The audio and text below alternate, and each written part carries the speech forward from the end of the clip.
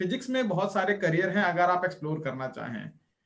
मेरे को बहुत लेट स्टेज में पता चला जब मैंने अपना यूट्यूब स्टार्ट किया था। तो मेरा एक यूट्यूब चैनल है मोनू मिश्रा के नाम से, आप डालेंगे मेरा नाम आप यूट्यूब पे मिल जाएगा। मैं करियर के एडवाइस है, पीएचडी कैसे करनी है, सब चीज के ऊपर काफी अच्छी वीडियोस बनाई है मैंने। तो जब मैंने और एक्सप्लोर करा तो हाँ, तो पता चला कि बहुत सारे अपॉर्चुनिटीज हैं, बट हमें पता ही नहीं होता है। थर्ड ईयर से मुझे कुछ चीजें पता चलती गई तो मैं पीएचडी में अप्लाई करता गया, तो उसकी वजह से मेरे को बाहर जाने का बहुत मौका मिला। 7-8 कंट्री में घूम चुका हूँ अपनी पीएचडी के ड्यूरेशन में ही, और काफी सारे अवार्ड भी मिले, 10-12 अवार्ड के आसपास मेरे को मिले लिए। क्यों? क्योंकि मैंने एक्सप्लोर करा चीजों को। लोग यहाँ पे एक्सप्लोर नहीं करते, उन्हें लगता है कि बस क्या है करियर, एक पीएचडी ही तो है और क्या है।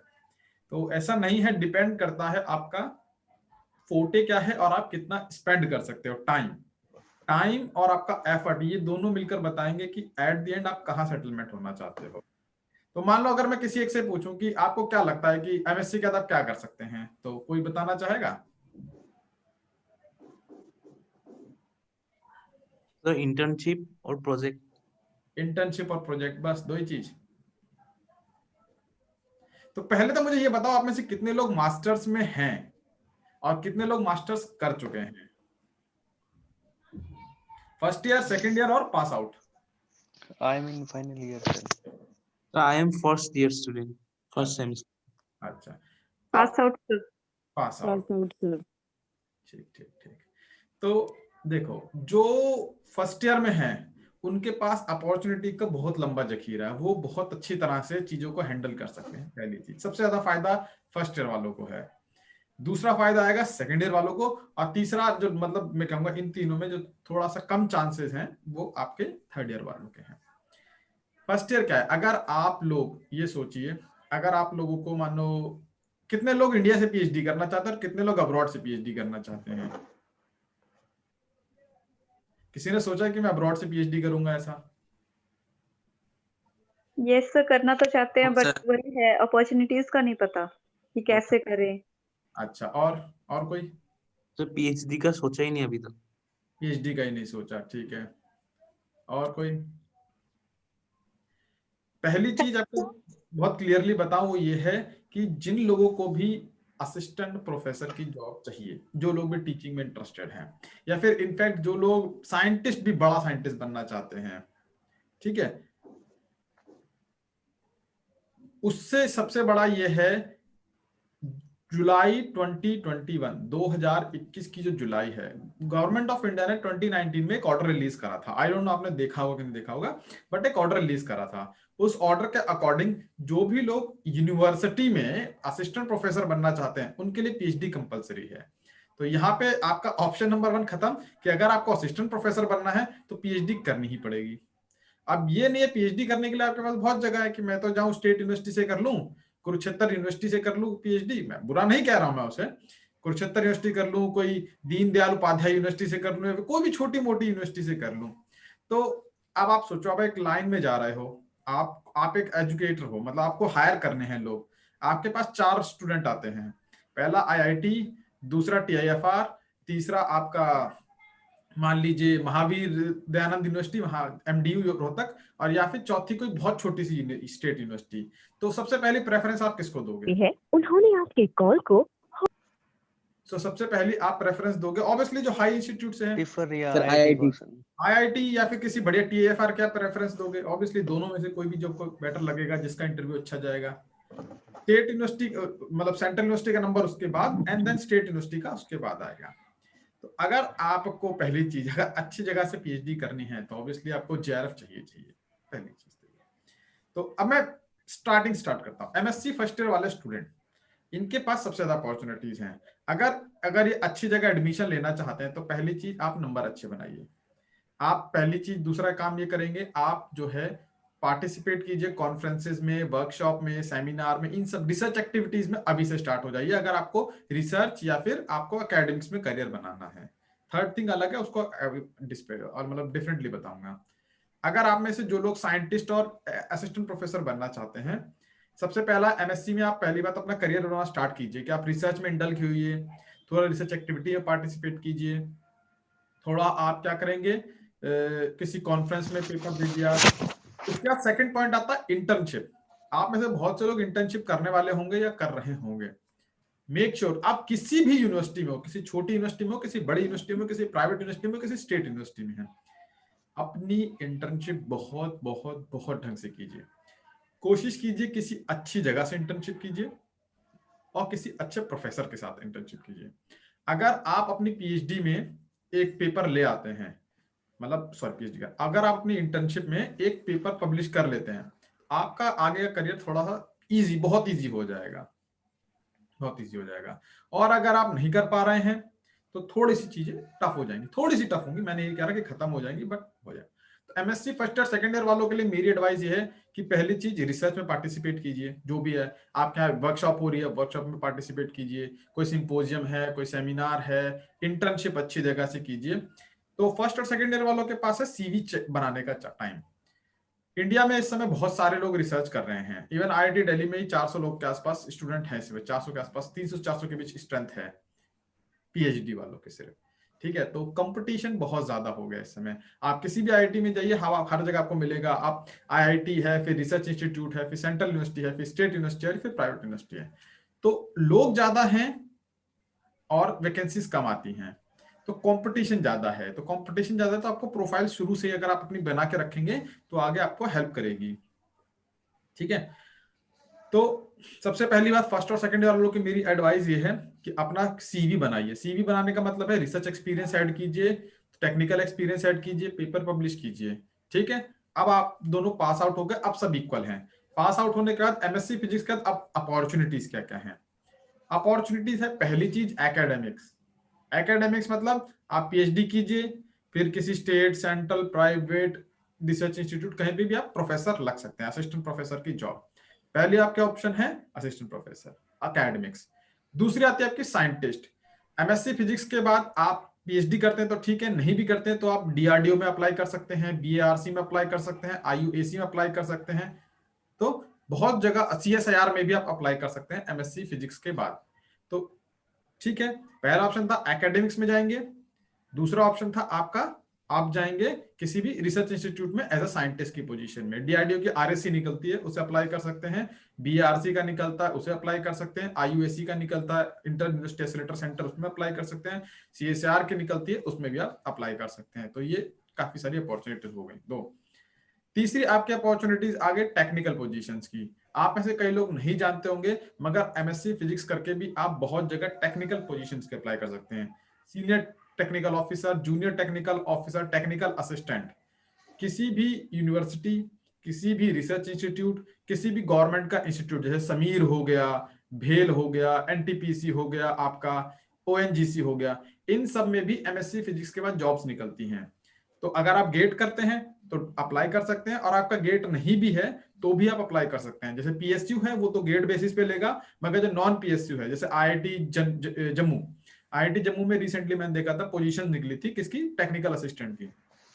एमएससी फिजिक्स मांगा था नॉर्मली, उसके लिए 27 से 30 साल की एज मांगते हैं, और कुछ नहीं मांगा था, जस्ट एमएससी फिजिक्स मांगा था। तो आप ऐसी पोजीशंस के लिए अप्लाई कर सकते हैं। समीर में भी निकली थी, निलिट में निकली थी, ऐसे जो गवर्नमेंट के बहुत सारे ऑर्गेनाइजेशंस हैं इनमें भी टेक्निकल पोजीशन निकलती है, technical assistant, technical officer, technical जो भी है, जो भी चीजें हैं। तो तीसरा है आपके पास टेक्निकल की जॉब। एक्सक्यूज मी सर, चौथा ऑप्शन आपके पास जो आता है वो है स्कूल टीचर। आप में से कई लोग जो हैं वो क्या करना चाहेंगे, भैया एमएससी फिजिक्स करो, बीएड करो और पीजीटी टीजीटी स्कूल में लग सकते हैं। एक्सक्यूज मी डॉक्टर साहब, ये एक स्टूडेंट का क्वेश्चन है कोई, सो हाँ बोलिए। या प्लीज जो भी पूछना है तो। नोटिफिकेशन की निकली हुई है जॉब, हमें पता नहीं चलता सर। आपने बहुत सारी जॉब्स बताई, कहाँ हाँ। से और कैसे पता चले हमें? देखो, हाँ जी सर, सेम क्वेश्चन। दुनिया में एक सबसे बड़ी जो है चीज है वो है गूगल। गूगल आपका सारे सवालों का, जो मैंने चैट ओपन कर रखा है, जिसको भी क्वेश्चन है ना वो चैट में डालता रहेगा, मैं एक एक करके लेता भी रहूंगा उसे। ठीक है, तो गूगल दुनिया का सबसे बड़ा साथी है। मैं आपको 3 वेबसाइट के नाम बताता हूं, आप 3 वेबसाइट के नाम लिख लीजिए, यहाँ पे आपको मोस्ट ऑफ द टाइम सारी जॉब्स की मिल जाएगी। पहली बात है freshersworld.com, FRESH freshersworld.com। यहाँ पे आपको प्रोजेक्ट की पोजीशन मिल जाएगी, यहाँ पे आपको गवर्नमेंट की जो भी निकल रही है वो मिल जाएगी। freshersworld.com पहली वेबसाइट है। freejobalert.com, freejobalert.com, यहाँ पे आप जाएंगे, तो भी आपको ऑल सारी वैकेंसी आ जाएगी। अब भाई इतना मेहनत करनी पड़ेगी कि खोल खोल के देखना है कि किसमें क्या चीज मांगी हुई है। ऑल इंडिया में जितनी भी गवर्नमेंट जॉब निकली है और इनफैक्ट जो भी पोजीशंस निकली है वो सब आपको freejobalert.com पे मिल जाएगी। आप अपनी फील्ड का देखिए, आपको लग रहा है कि ये वैकेंसी आपके काम कर सकती है, क्लिक कीजिए, डिटेल देखिए, अगर फिट कर रहा है तो अप्लाई कर दो, नहीं कर रहा है तो मत अप्लाई करो। तो फ्रेशर्स फॉल्ट freejobalert.com और सरकारी-नौकरी.com, एक मैंने देखा था सरकारी नौकरी, माई सरकारी है कि सरकारी-नौकरी.com है, गूगल पर डालोगे मिल जाएगा ये वेबसाइट भी। इन 3 वेबसाइट पे आप जो है लॉग इन कर सकते हैं, सारी वैकेंसी की लिस्ट देख सकते हैं, फिर उसमें से ये देख लो कि आपको कौन सी सूट कर रही है। ठीक है, yes sir. Yes sir. Okay. उसके बाद 30 मैंने स्कूल टीचर का ऑप्शन खत्म, 4 हो गया। 5 ऑप्शन है, आप प्रोजेक्ट की पोजीशंस ज्वाइन कर सकते हो एमएससी फिजिक्स के बाद। अगर आपने जेआरएफ क्वालिफाई कर रखा है तो बल्ले बल्ले है, बहुत ही बढ़िया चीज आपके लिए, लाइफ सेट ऑलमोस्ट हो गई है। सेट क्या मतलब, आप पीएचडी कर सकते हैं। अगर कुछ लोग नेट पे रह जाते हैं, क्योंकि लोगों का नेट ही क्वालिफाई होता है, उनका जेआरएफ क्वालिफाई नहीं हो पाता है, तो ऐसा नहीं कि उनके लिए कुछ नहीं है, नेट भी बहुत बड़ी चीज है। आजकल मैंने जो देखा है सुना है, पीएसयू में नेट बेसिस पे भी जॉब मिलती है, मतलब कि वो प्रेफर करते हैं नेट वाले बच्चों को भी। तो नेट जेआरएफ बड़ी चीज है, अगर नेट भी हो रहा है तो भी आप कुछ अच्छा अचीव कर सकते हैं। उसके अलावा आईआईटी दिल्ली या फिर मेरा एनपीएल था, आप आईआईटी बॉम्बे या फिर नाइजर आइजर, इन सब में ना प्रोजेक्ट्स की पोजीशन निकलती हैं। प्रोजेक्ट्स की पोजीशन निकलती है कि मतलब ये प्रोजेक्ट है 4 साल का, इसमें रिसर्च जेआरएफ चाहिए, प्रोजेक्ट जेआरएफ, प्रोजेक्ट एसआरएफ, ठीक है, इन सब की पोजीशन निकलती है। इसमें उन्हें एमएससी फिजिक्स प्लस नेट या गेट मांगते हैं, कोई एक मांगते हैं, नेट गेट, और कई बार नहीं भी मांगते हैं। तो अगर आप नहीं कर पा रहे हैं इसमें, मतलब आपका टीचिंग में इंटरेस्ट नहीं है, एमएससी फिजिक्स के बाद अगर नेट गेट है तो इन पोजीशंस के लिए भी आप अप्लाई कर सकते हैं, इसमें भी अच्छा पैसा मिलता है, और कई बार ये पोजीशन आपकी पीएचडी में भी कन्वर्ट हो जाती है।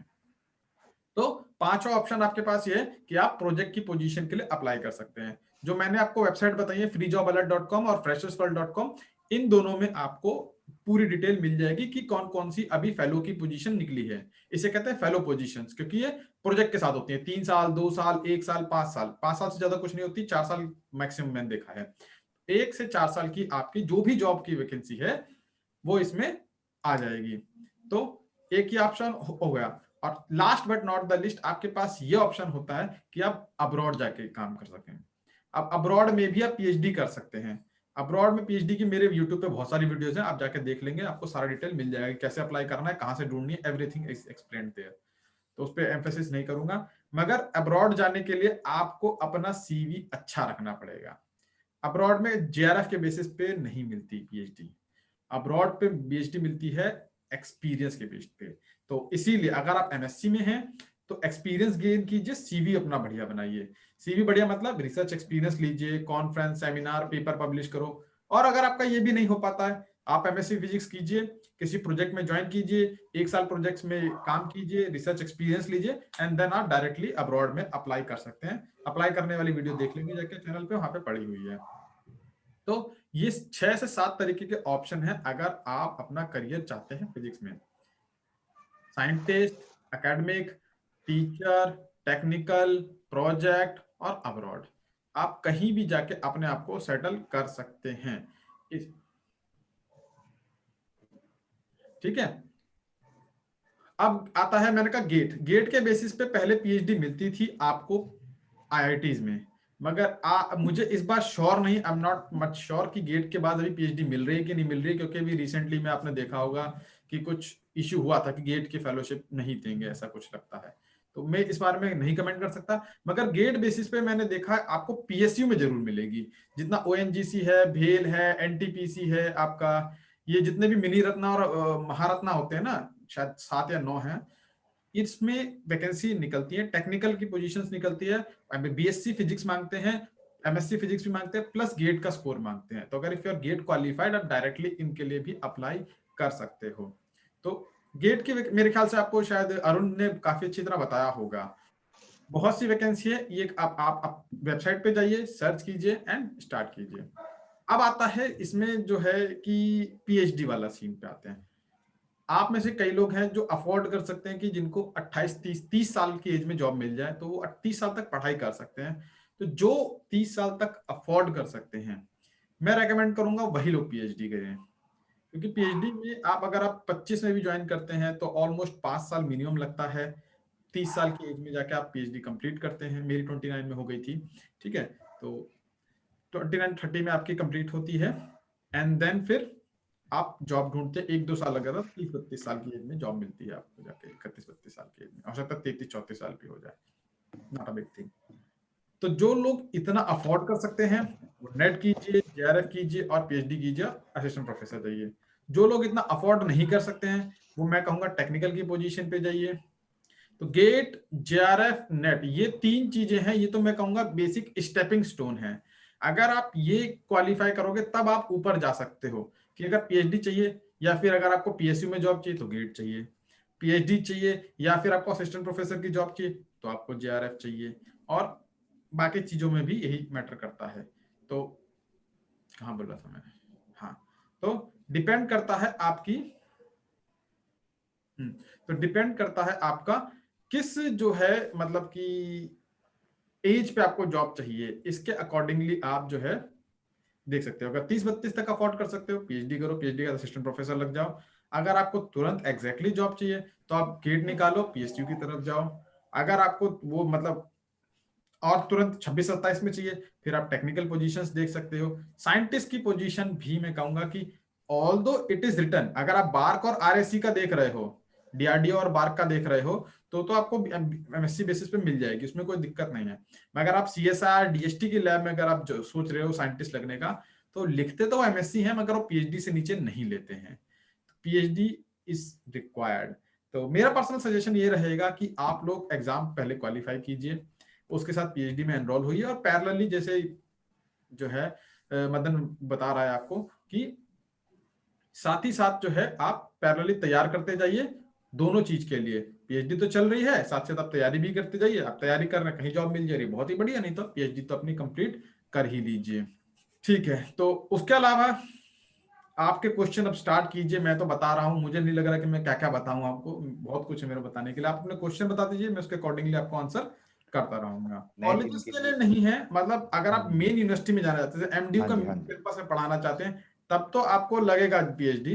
मगर आप उसके किसी एफिलिएटेड कॉलेज में, जैसे इन्होंने बताया बिल्कुल सही कि अगर हरियाणा पीएससी में जाएंगे, राजस्थान पीएससी में जाएंगे, यूपी पीएससी में जाएंगे, एमपी पीएससी में जाएंगे, यहाँ आपका MSc plus JRF, MSc plus JRF basis होगा, फिर आपको एक एग्जाम देना होगा, और एग्जाम के बाद आपको अगर क्वालिफाई करते हैं तो डायरेक्टली कॉलेज अलॉट हो जाएगा। यहाँ आप कॉलेजेस में जाएंगे, कॉलेजेस के लिए अभी भी पीएचडी कंपलसरी नहीं है 2021 के बाद भी।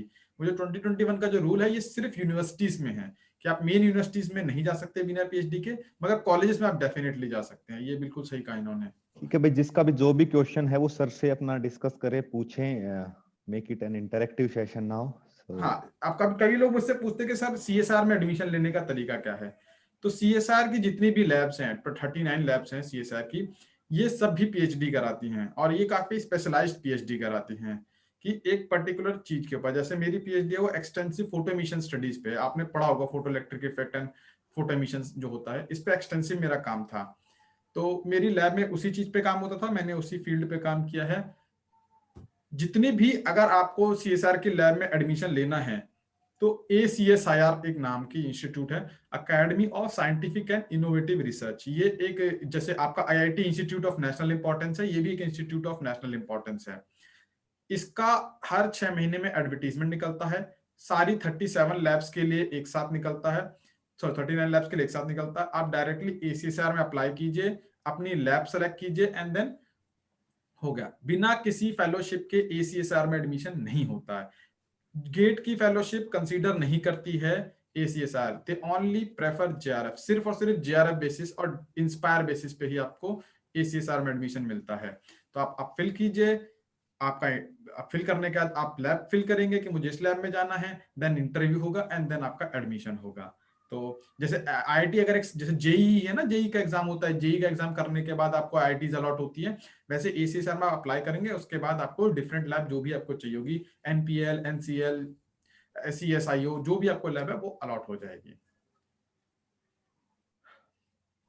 Sir PhD part time possible और नॉट? हाँ, अभी अनुराग जी ने कहा है कि ये मैंने अभी रिसेंटली एक यूजीसी का नोटिफिकेशन देखा है, 2-3 दिन पहले देखा था, पीएचडी पार्ट टाइम में करी जा सकती है, मगर कोर्स वर्क आपको रेगुलर ही करना पड़ेगा, कोर्स वर्क में कोई छूट नहीं है।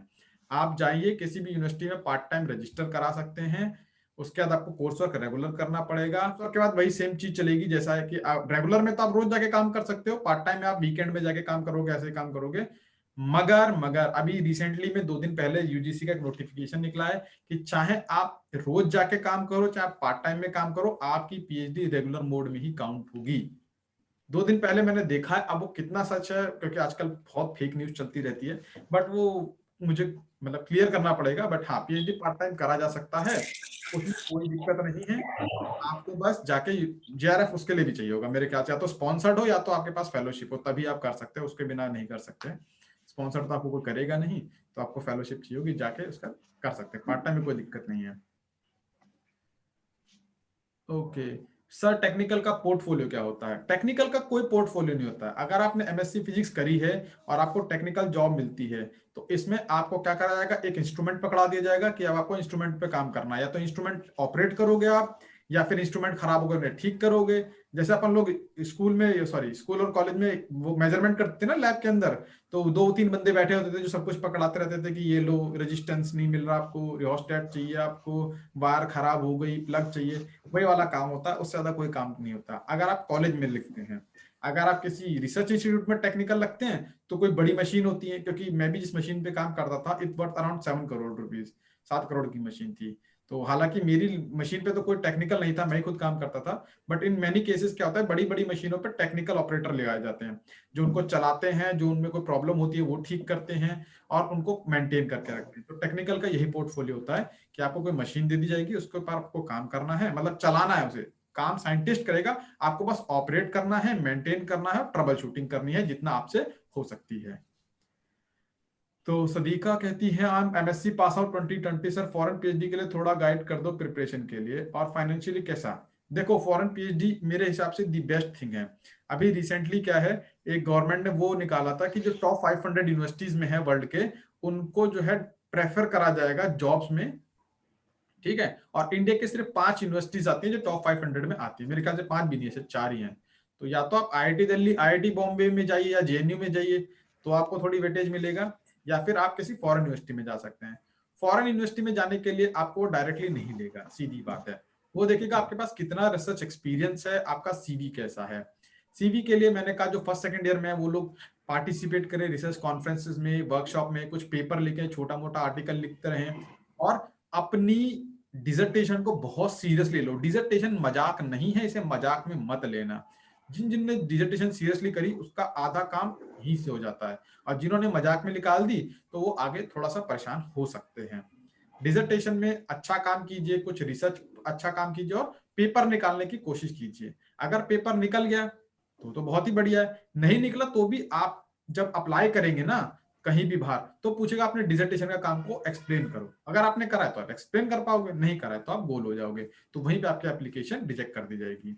सीवी अच्छा बनाइए, स्टेटमेंट ऑफ पर्पस लिख लिया आपको क्यों करना है, ठीक है। और एक इंग्लिश लैंग्वेज टेस्ट चाहिए होता है, आईएलटीएस या जीओ आपको चाहिए होगा। आईएलटीएस और क्या होता है दूसरा, टोफेल। टोफेल या आईएलटीएस का एग्जाम दीजिए इंग्लिश, अगर आप नेटिव इंग्लिश स्पीकिंग कंट्री में जाना चाहते हैं तो ये 3-4 चीजों का डॉक्यूमेंट इंतजाम कीजिए। एंड देन वेबसाइट्स होती हैं, मैंने मेरे यूट्यूब पे जाके देखिए, सब कुछ पढ़ा है कि कैसे अप्लाई करना है, क्या प्रिपरेशन करनी है, एवरीथिंग। तो वैसे अप्लाई कीजिए और आपको हो जाएगा। अगर आप टॉप 500 यूनिवर्सिटी में बाहर से करते हैं, हर यूनिवर्सिटी फेलोशिप देती है, आपको पैसे की कोई दिक्कत नहीं है। आप कहीं भी पीएचडी करने अब्रॉड में जाएंगे आपको फेलोशिप मिलेगी। वो फेलोशिप इतनी होगी कि आपका खाना, रहना, ट्यूशन, हर चीज कवर होने के बाद भी आप 20-25 हजार रुपए बचा लोगे और घर भेज दोगे। तो इतना पैसा मिल जाता है कि सब कुछ करने के बाद भी आप 20-25 हजार रुपए घर आराम से भेज दो।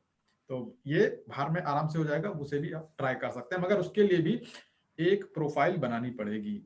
बट स्टिल मैं रेकमेंड करूंगा ये जेआरएफ का एग्जाम जरूर कीजिए, जेआरएफ बहुत ज्यादा जरूरी है। Always have a plan B. अगर आप उसके बेसिस बैठे रहेगा और आपका एडमिशन नहीं हुआ तो इंडिया में भी नहीं होगा, बाहर भी नहीं होगा।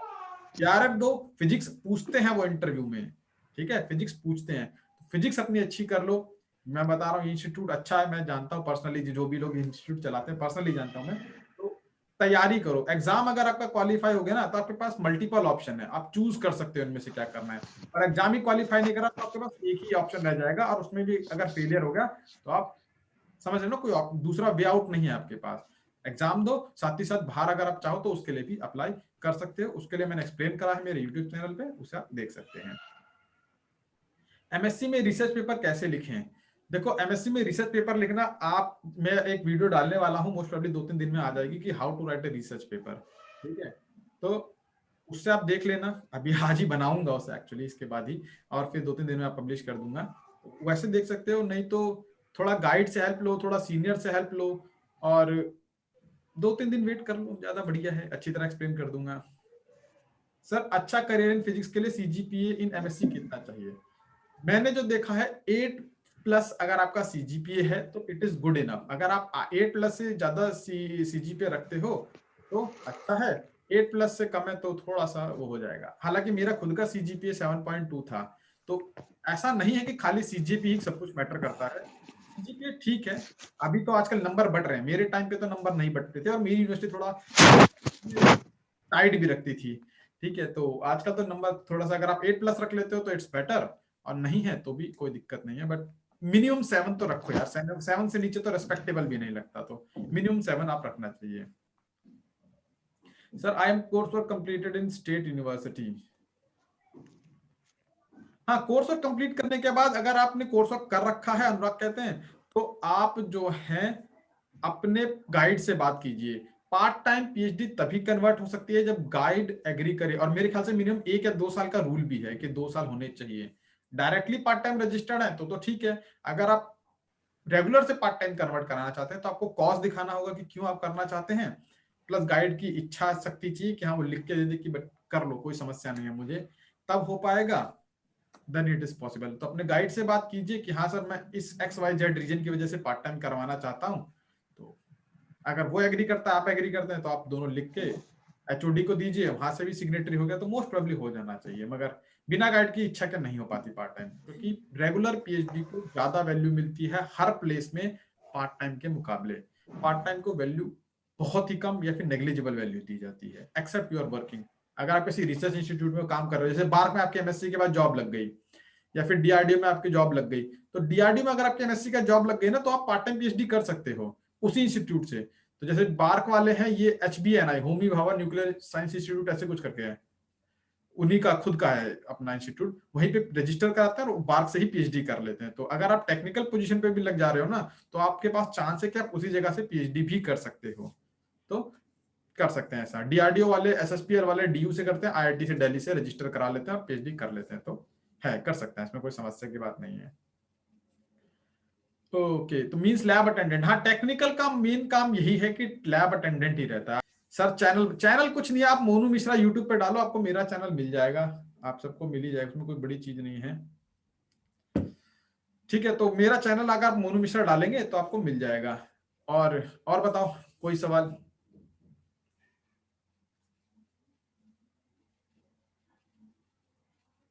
Sir, in scientific job in DRDO, ISRO, what we have to do? अब देखो क्या होता है, DRDO और SSPL या फिर आपका ISRO में या फिर बार्क में जब आप ज्वाइन करते हो तो आपका कोई स्पेशलाइजेशन नहीं होती है, आप सिर्फ और सिर्फ MSc पास होते हो। तो आपको जैसे होता है ना, कैंपस प्लेसमेंट होती है, TCS वाले आते हैं ना इंजीनियर को भरने के लिए कि आओ, लॉट उठाया और चले गए। तो वो क्या करेंगे, आपकी जॉब अगर लग गई तो फिर आपको एक सर्टेन जगह भेजेंगे, को जो भी उनका ट्रेनिंग सेंटर होगा।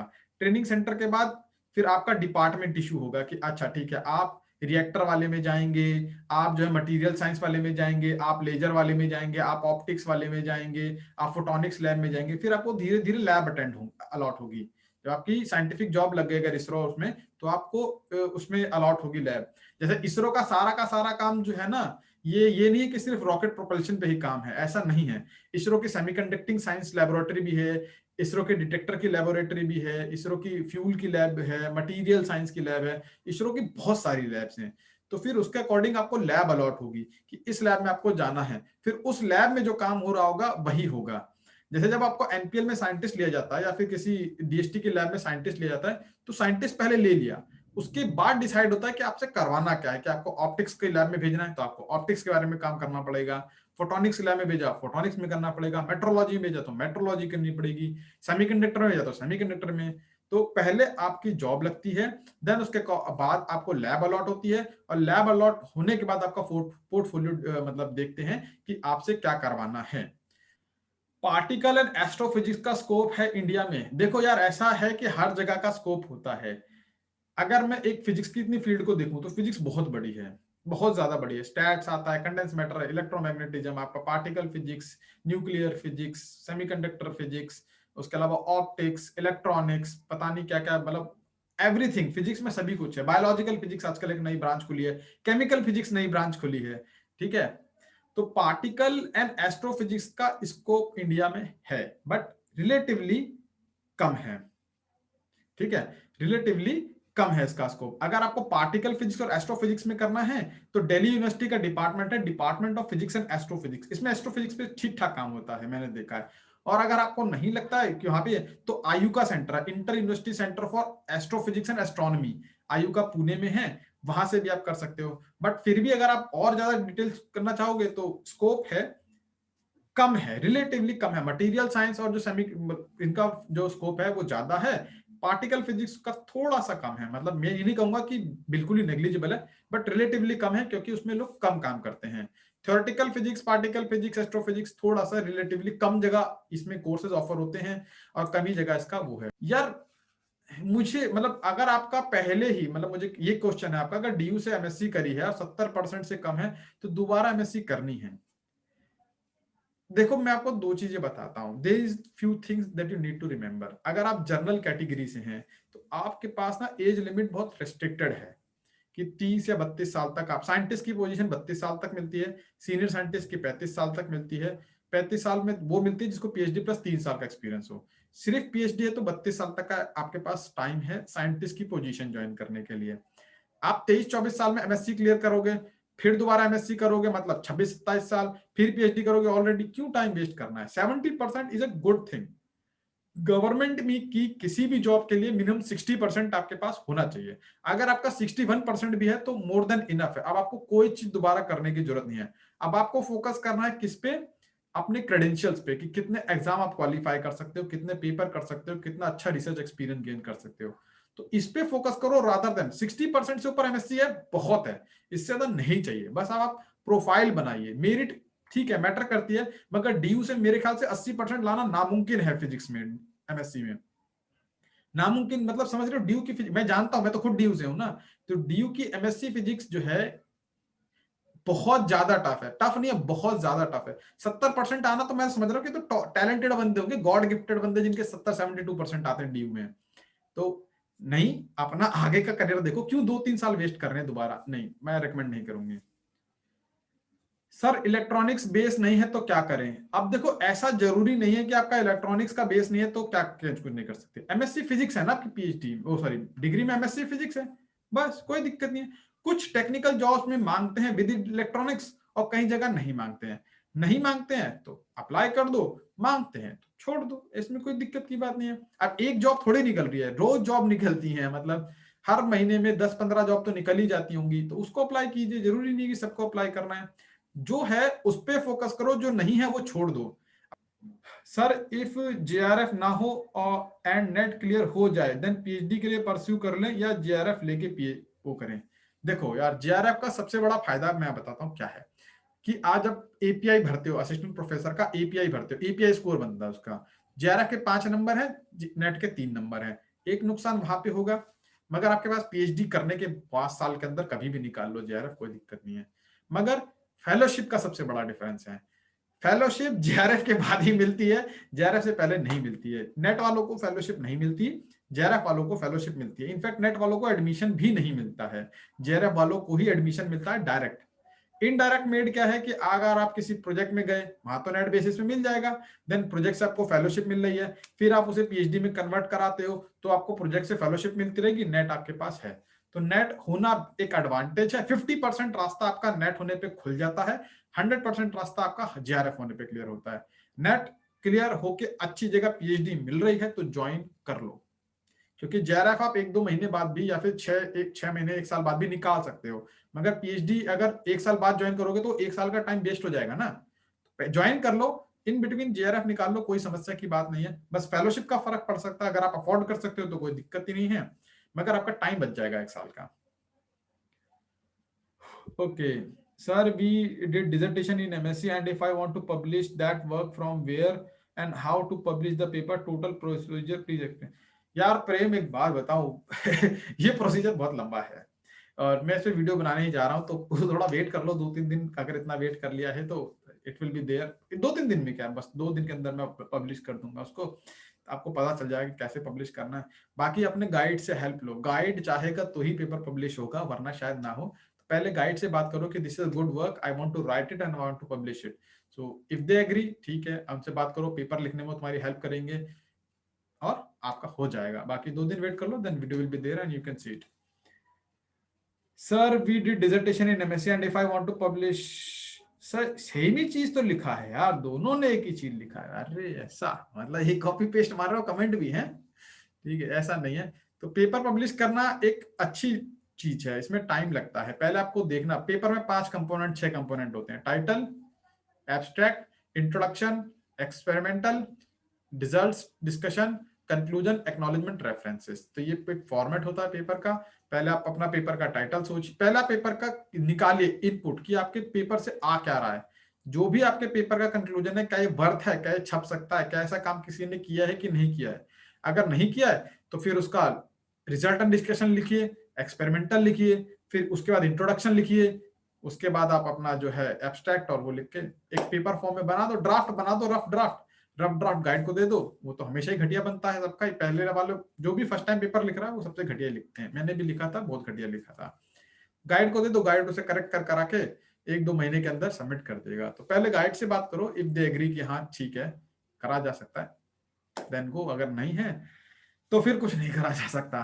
तो पहले गाइड से बात कीजिए। अच्छा, तो मेरे पेपर की बात अगर आप कहना चाहते हैं तो मैंने पीएचडी में लगभग 50 पेपर पब्लिश करे हैं। देखो कुछ लोग, मैं रिसर्च में इंटरेस्टेड था, मैंने बहुत काम किया अपनी पीएचडी। मैंने रात में 3 बजे तक लैब में काम किया है, 4 बजे तक करा है, रात भर लैब में सोया भी हूँ। तो जब मैंने पीएचडी ज्वाइन करी थी तो मैं बहुत एंथुसियास्टिक था, आज भी इतना हूँ थोड़ा बहुत ही, बट उस समय बहुत ज्यादा एंथुसियास्टिक था, बहुत रिसर्च करने का मुझको जोश था कि हाँ रिसर्च करेंगे तभी तो कुछ आगे होगा। तो जब काम करोगे और लिखता रहा, काम करता गया, लिखता गया, काम करता गया, लिखता, तो अराउंड 13 to 14 मेरे पेपर हैं जो फर्स्ट ऑथर है, जिसमें मैं फर्स्ट ऑथर हूँ। सबसे ज्यादा वैल्यू फर्स्ट ऑथर वालों को मिलती है। उसके बाद बहुत ऐसे 30-40 पेपर और भी हैं जिनमें मैं को ऑथर हूँ, जिसमें मेरा थोड़ा कंट्रीब्यूशन था। तो काफी मेहनत करनी पड़ती है। PhD is not an easy thing. जो लोग पीएचडी कर रहे हैं उनसे पूछिए, पीएचडी में टाइम लगता है, पीएचडी में दर्द भी होता है, पीएचडी में खुशी भी मिलती है। तो आप लोग बिग बैंग थ्योरी देखते होगे तो पता ही होगा साइंटिस्ट की लाइफ कैसी होती है। इतनी इजी नहीं होती जितना अपन लोग सोचते हैं, बट पेपर छापना पीएचडी में बहुत ज्यादा जरूरी है। अगर आप अच्छी पीएचडी कर रहे हो तो आपने कितनी एफर्ट, कितना मतलब अच्छे तरह से पीएचडी करी, आपने कितना काम किया है, ये कैसे पता चलेगा? ये आपके पेपर से पता चलेगा। जैसे होता है ना कि आप कितने अच्छे स्टूडेंट थे, आपके नंबर से पता चलता है। आप कुछ भी बोलो कोई मैटर नहीं करता है, नंबर बताते हैं। वैसे पीएचडी में कितना अच्छा आपने काम करा है, कितना बढ़िया काम करा है, ये आपके पेपर्स बताते हैं। कहने को तो हर कोई अपनी तारीफ करेगा, मगर एक्चुअल जो चीजें हैं जो पता चलती हैं वो आपके ब्लैक एंड व्हाइट में क्या है उससे पता चलती हैं। तो मेरे इसीलिए मेरी पीएचडी को लोग बोलते हैं, मेरे जूनियर काफी ज्यादा थोड़ा सा वो कहते हैं कि सर बता दो, ठीक है, हो जाता है। अगर आप एफर्ट लगाओगे, काम करोगे, सब कुछ हो जाएगा। बाकी तो सब खुदा की मर्जी है, जो खुदा चाहेगा वही होगा। सर पीएचडी का ड्यूरेशन कितना होता है और किस पे डिपेंड? हाँ, पीएचडी में यार एक बात बताता हूँ, ये मैं हर बार ही बोलता हूँ। पीएचडी का ड्यूरेशन जो है आइडियली इंडिया में 5 साल रखा गया है, मगर कुछ लोग 4 साल में भी करते हैं, कुछ लोग 6 साल 7 साल में भी करते हैं। और आप जेआरएफ के बाद एक लोगों में एक मतलब कंसेप्शन है कि आईआईटी है तो अच्छा है, टिफर है तो अच्छा है। पीएचडी में मैं फिर भी कहूंगा आप इंस्टीट्यूट का नाम मत देखिए, आप गाइड का नाम देखिए, गाइड का वर्क देखिए। आपका जो है ना पीएचडी आपको काम करना है। अगर आप किसी मतलब आईआईटी दिल्ली में है सपोज कीजिए, और आप ऐसे गाइड के पास है जिसके पास कोई फैसिलिटी नहीं है, कुछ नहीं हो रहा है, तो आप पीएचडी में 1-2 पेपर छापोगे तो आईआईटी के नाम का कोई मैटर नहीं रह पाएगा। IIT name doesn't matter if you don't have anything. ठीक है, कोई मैटर नहीं है। मैं एनपीएल से हूँ, मैंने अच्छा काम किया तो मेरा नाम चल रहा है। वैसे ही कोई अगर सेंट्रल यूनिवर्सिटी में लड़का है और उसका गाइड बहुत इन्फ्लुएंशियल गाइड है, गाइड के पास बहुत सारी फैसिलिटी है, अच्छा काम करवा सकता है, उसको ज्वाइन करो। आईआईटी में घटिया गाइड ज्वाइन करने से अच्छा है सेंट्रल यूनिवर्सिटी में बढ़िया गाइड ज्वाइन करो। पीएचडी में मैक्सिमम चीजें आपकी गाइड के ऊपर डिपेंड करती हैं। गाइड अच्छा काम कराएगा तभी अच्छा काम होगा, गाइड सपोर्टिव होगा तो अच्छा काम करेगा। फिर ये देखो, आप जो उनके अंडर जो पहले लोग पीएचडी कर गए हैं वो कहाँ सेटल्ड हैं। मान लो आपकी गाइड के जो एल्यूमिनाई हैं, कोई लंदन में है, कोई अमेरिका में है, तो एक अच्छा रहेगा आपके पास उनसे कांटेक्ट करने का ऑप्शंस हैं, वो आपको अच्छा गाइड कर सकते हैं, मतलब गाइड की पावर है, आपको भी बाहर भेज सकता है। ये सब चीजें मैटर करती हैं। पीएचडी में जब आप जा रहे हैं, गाइड देखिए, इंस्टीट्यूट का नाम मत देखिए। ये मेरी रिक्वेस्ट है। आईआईटी या फिर टिफर या फिर एनपीएल या फिर कुछ भी मत देखो। गाइड क्या है, गाइड के पास फैसिलिटी कितनी है, गाइड की परफॉर्मेंस कैसी, कितने पेपर आते हैं, लैब कैसी है, गाइड का नेचर कैरेक्टर कैसा है, ये सब देख के चलो। एक ट्रेड ऑफ रखें कि हाँ अच्छा इंस्टीट्यूट भी हो, अच्छा गाइड भी हो, दोनों अच्छा होगा तो चलेगा। मगर सिर्फ आईआईटी के नाम पे मत जाएं और सिर्फ गाइड के नाम पे मत जाएं, दोनों चीजों के बीच ट्रेड ऑफ देखें। बट फिर भी मैं कहूंगा गाइड बहुत मैटर करता है। 5 साल आपके साथ रहेगा, आपके हर फॉर्म पे उसका साइन चाहिए होगा। पीएचडी में देखना है कि गाइड अच्छा होना बहुत ज्यादा जरूरी है। ठीक है, लाइफ पार्टनर चुनते हो, सोच के चुनते हो, गाइड उससे ज्यादा सोच के चुनो, क्योंकि वो आगे की करियर डिसाइड करेगा आपका। लाइफ पार्टनर छोड़ सकते हो, गाइड को छोड़ना इतना इजी नहीं होता है। ओके, आपने कोई कभी लॉ ब्रेक किया है साइंस का? अरे साइंस में तो अवार्ड ही लॉ ब्रेक करने पे मिलता है। नोबेल प्राइज किस लिए मिलता है कि आपने कुछ लॉ ब्रेक कर दिया? तो मैंने कोई ऐसा इतना बहुत ज्यादा काम नहीं वो करा, बट मैंने कुछ अच्छी अच्छी चीजें बताई हैं अपने पेपर्स में जिसकी वजह से मुझे अवार्ड मिले हैं। तो कुछ अच्छा अच्छा काम किया है। वैसे कोई लॉ ब्रेक नहीं करा। I am a very law abiding citizen. मैं कोशिश करता हूँ कि नियमों का पालन करूँ, क्योंकि नियम जो है हमारे अच्छे के लिए। लाइफ में रूल्स अच्छे हैं, साइंस में रूल ब्रेक करने पे अवार्ड मिलता है। लाइफ में रूल ब्रेक करोगे तो पनिशमेंट मिलेगा, वहां आपको अवार्ड मिलेगा। ठीक है, सेरेंडिपिटी जो आप देखते हो, आप पढ़ा होगा एक टर्म है serendipity, that's how. Law break करोगे तो अवार्ड है साइंस में, लाइफ में ब्रेक करोगे तो पनिशमेंट है। तो मेरे से भी कुछ इतना बड़ा काम मैंने नहीं करा है कि मैं कर सकूं। ठीक है मेरे भाई, मैं अभी मतलब परमानेंट नहीं है मेरी position, it's a tenure track position है, तो I can not take any students. तो मेरे पास ये ऑप्शन नहीं है कि मैं कोई स्टूडेंट ले सकूं एट प्रेजेंट। बट अगर मैं कहीं टेन्योर ट्रैक पोजीशन की जगह परमानेंट हो जाऊंगा तब मैं जरूरी आप एक स्टूडेंट ले सकता हूं। तो अभी एट प्रेजेंट मैं स्टूडेंट नहीं ले सकता बिल्कुल। आपने पीएचडी कहाँ से कंप्लीट करी है? मैंने पीएचडी करी है NPL, national physical laboratory, Bharat की राष्ट्रीय फिजिक्स की लैब है। ये पूसा रोड के पास है, राजेंद्र नगर के पास, दिल्ली में। नेशनल फिजिकल लैबोरेटरी आप डालो आपको मिल जाएगा। तो अच्छी लैब है, काफी बड़ी लैब है, सेंट्रलाइज्ड लैब है, डायरेक्टली पीएमओ के अंडर आती है। ये किसी इंस्टीट्यूट के अंडर नहीं आती, डायरेक्टली पीएमओ के अंडर आती है। तो यहाँ से मैंने अपनी पीएचडी करी है। और कुछ ठीक है भाई, हर किसी का नहीं निकल रहा जेआरएफ, हर किसी का नेट नहीं निकल रहा है, तो क्या करियर खत्म हो जाएगा क्या? JRF is an important part, but besides उसके आप क्या क्या कर सकते हो उसके लिए जो ऑर्गेनाइज करा है मेरे को बहुत सही लगा। मतलब it's a very good platform. मैं जो है एक ओवरव्यू बता रहा हूँ कि ये ऑप्शंस हैं, मगर इंडिविजुअल के डीआरडीओ में एजुकेशनल क्वालिफिकेशन में एज कितनी है अब ये मुझे याद नहीं रह सकता ना। तो इन सब के लिए आपको एफर्ट लगाना पड़ेगा कि जाइए उनकी वेबसाइट देखिए थोड़ा सा, तो मेरे हिसाब से अच्छा होगा। मैं कुछ बोलूँ गलत निकल जाए, बाद में मुझे बोलोगी सर ये तो भाई मैं नहीं कर सकता। I am not a career counsellor, I am just a facilitator. मैं आपको बता सकता हूँ कि ये ऑप्शंस हैं। भाई टेक्निकल में इंटरेस्टेड हो, फर्स्ट सेमेस्टर में हो, तो जो आपकी इलेक्ट्रॉनिक्स है वो थोड़ी स्ट्रॉन्ग कर लो, जो आपकी सेमीकंडक्टिंग फिजिक्स है वो थोड़ी स्ट्रॉन्ग कर लो, और साथ ही साथ देखते रहो कि कहाँ का जॉब निकल रही है, अप्लाई करते रहो साथ में। तो टेक्निकल का तो यही है कि फिर मैं कहूंगा फिजिक्स पूछी जाती है, उसमें फिजिक्स ही पूछी जाती है। तो तैयारी कर रहे हैं, हाँ चीजें स्ट्रांग होती जा रही हैं, उसके साथ साथ इलेक्ट्रॉनिक्स पे थोड़ा फोकस करो और वो कर दो। So thank you Dr. Saab for being here and helping our students so much. और